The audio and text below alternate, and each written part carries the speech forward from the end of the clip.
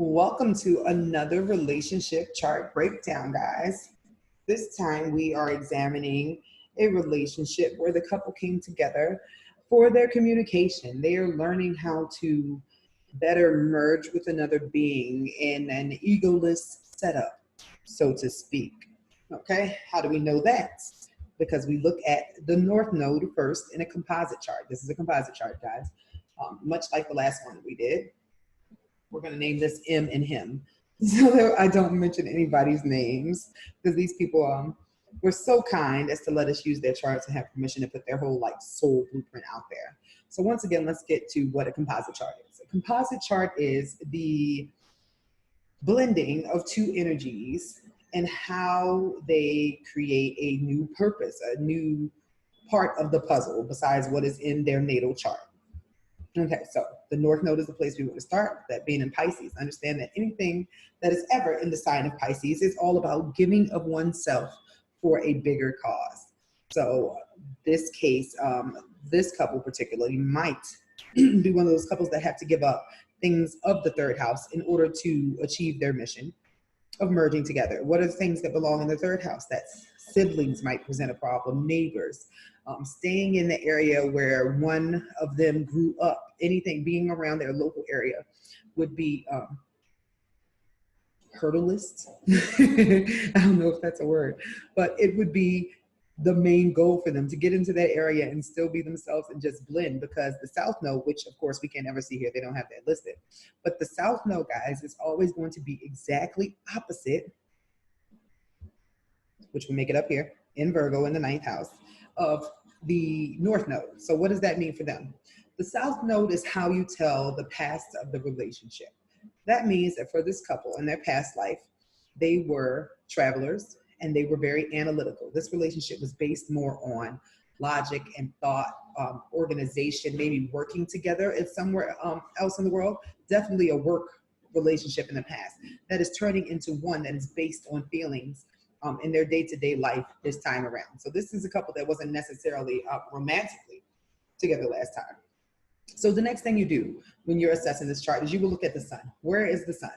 The sun is in 7th. That automatically tells you that this couple came to get married. The number of planets in their marriage house right here lets you know off top this couple came to get married. I can't wait to show you one for a couple that's just not it, guys. But this couple came to absolutely get married. Now you're going to look back to the beginning. Just those are the first two things that you're going to check out in order to get a feel pretty much for what this chart is going to be about. After you're able to explain that everything in this chart is working towards the purpose of getting them to be more emotionally connected and marriage, then you go over here to the ascendant. Their ascendant is in Sagittarius, which is quite ironic because they are moving away from matters of the 9th house. So that means that they came to take all the activity, so to speak, all the collective information of their experiences and create something that they can share at home with everybody else. They are supposed to be bringing optimism to other people. That's what that Sagittarius energy is about, hopefulness. And you got to remember that the rising, the ascendant, is all about how they appear to other people. Now you can see here an issue might be that there is a restriction on that Sagittarius energy with this Saturn here. That relates to what needs to be done in the 10th house. So the restriction here is on their personal freedom because they need to work towards being what? Partners, because Libra is in charge of the 7th house. So you always find out what Saturn is restricting. So self, individual identity is being restricted here, freedom. For the pull of partnership, which is the 10th house, which is the reputation, how they appear to the world, how they appear to other people, they need to appear as a partnership. And with it being a Gemini, they are communicators, they're for the house, but the sun is in Cancer. The Venus, how they make money, is in Cancer. The Mercury, how they think, is in Cancer. So this all relates back to the 4th house, because the 4th house is ruled by Cancer. And the moon, which of course is over here in Sagittarius, right? Funny how that works. So all right, with their 4th house in Aries, this means that sometimes this couple might have a hard time being around each other on a normal basis. That might actually be going something that's a problem for them right now during quarantine, because although you can't see it here, Mars is in Aries, because it's important to remember your transits, guys. Mars is right now in Aries, And Chiron, which is the wound, is also an Aries. So that means any issues they have with communication that they have not weeded out recently or over the last couple years since the relationship has been together is coming back up to be figured out. That is going to move over into their fourth house of home. So the house might become a place that's loud or violent, or they might have a hard time expressing themselves. So what would you do for this sort of energy? You would look for where the couple's Mars is. Their Mars is, let me see. I have these slow moments too. Where the hell is Mars? There we go. Their Mars is in the 8th house in Leo. Um, there's no better way to say this. When somebody has planets in the 8th house, understand that most of their issues are solved by sex, especially with Mars being in charge of that drive, that intensity. So they get out all the aggression they have from the things they say to each other, any domestic squabbles they may have through actions of being dramatic in the 8th house matters. That's sex, money, maybe they go out, maybe they do interesting swinger things, just anything that allows them to be passionate and intimate together. This is a relationship that requires a certain sense of intensity and caring. This, because especially with that North Node in Pisces, this is just all about completely melting into each other. And you can see that backed up by the fact that Pluto is in Scorpio here. Because remember, guys, when you're looking at the dispositors or the way that the energy plays out, like Aries connects to Mars, connects to the first house, you got to remember how that they each connect dots to figure out how the issues are solved, how the energy is playing out. So you just saw that their passion and all the aggression that goes on is played out in the 8th house. So that's ruled by Scorpio. Transformation will occur through these activities, through the fact that they probably enjoy each other sexually. They're able to work out all the other problems here and sort of put themselves aside. The next thing you would look at here, because Sagittarius is their rising, you want to make sure you fully go over what the purpose is. Jupiter is in their 4th house in Taurus. This is a couple who came to have a family, to multiply a family, because Sagittarius is all about expansion. Jupiter is about expansion and growth. So they came to grow a family also, besides the whole marriage and caring thing. So this is a very home-based arrangement. You would look at the Sagittarius, the fact that it's half in 12th house. So what are the things that are the undoing here? With this moon here, this is all about their feelings and their logic. And this relates back to that Aries in the 4th house. So if somebody is extra blunt, maybe they're both blunt. Maybe sometimes somebody lies because that 12th house energy sort of makes whatever planet is in it take on the negative traits of, because the couple is unaware that they are there. So these people might have to deal with the fact that one might be sort of arrogant at times, full of oneself with that going on there, but understanding now that they have their moon in their 12th house explains why there's Aries and Cancer and why Mars is up here in the 8th house. These are all connecting. I hope you guys can see that there. So it's important to note here that Uranus, the planet of radical change, is in their 1st house. That means their relationship is going to take on 2 tones.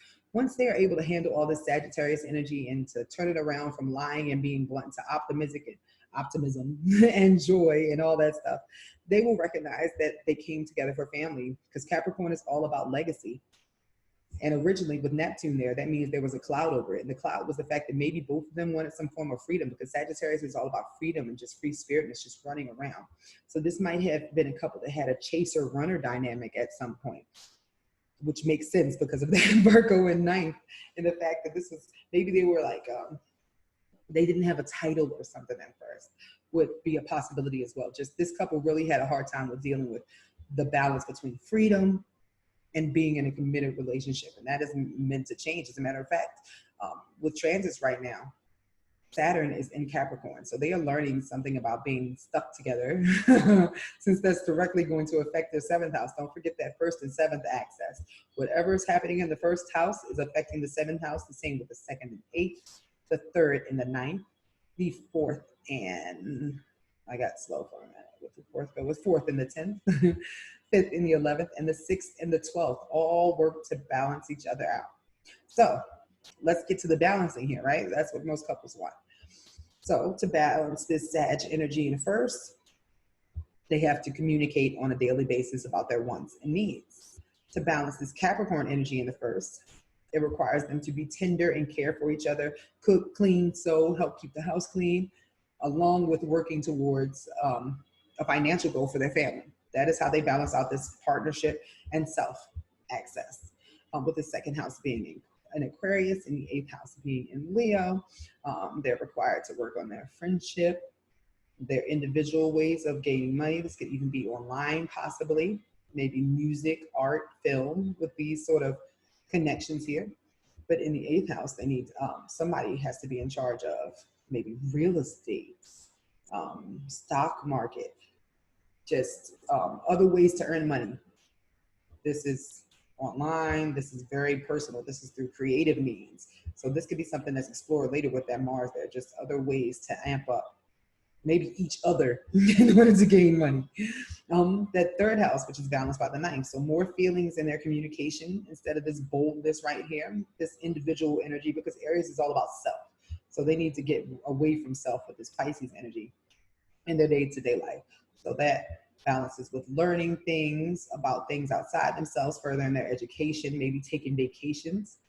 But the Aries side of this is balanced by partnership and the exploration of balance for these guys and not just self-thinking.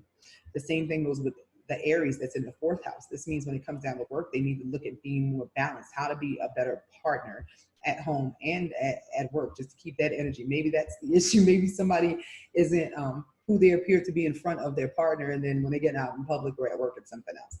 But that was always meant to be changed. This is one of those relationships, because you see everything has two cusps here, guys. This is one of those relationships that was meant to take two phases, pretty much. So the Aries and the Libra was meant to turn into this Scorpio Taurus energy, which means there's peace at home, but maybe then out in public there was some shady behavior, and that's where the transformation took place, and that made a difference in what their sex life had to be. This fifth house is in Taurus as well, which means the Scorpio is in the 11th, which means that they are okay with one-on-one relationships and individual friendships, and they find peace in that. But when it comes to groups of people, they might be more mysterious, like that's not their thing. It's probably not a good thing for these people to be involved in groups of people, because there might be some shady business or some like infidelity or something here. With the sixth house in Gemini, that means they have to balance it out with that communication day by day and this exploration of different topics of self, of stepping outside their box, especially once they start doing this number here and expanding their family below. So that is the breakdown for a chart for two people who came to work together in communication and learn how to not only think of themselves in their drives and their motive and their logic, and to step out of the patterns that their family taught them. That is it, guys. Thank you.